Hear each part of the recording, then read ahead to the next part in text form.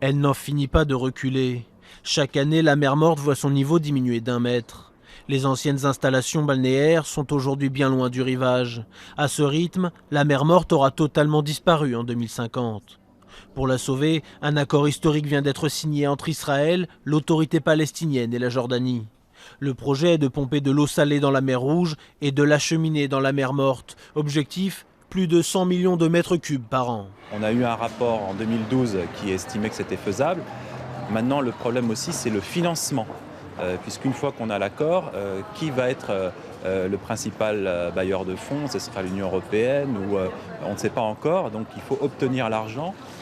Autre volet du projet, la construction d'une usine de désalinisation à Aqaba, dans le sud de la Jordanie. Cet accord, obtenu après 11 ans de négociations, va permettre une meilleure répartition de l'eau dans la région. Mais il est également un symbole fort, celui de Palestiniens et d'Israéliens qui trouvent un terrain d'entente.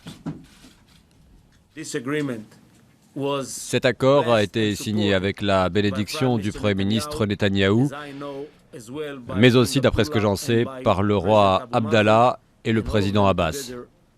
Ils nous montrent, ensemble, que quand des leaders veulent vraiment trouver un accord, c'est possible d'y parvenir.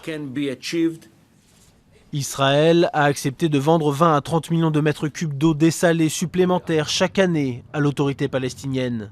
Cette dernière reprochait à l'État hébreu d'aggraver les pénuries.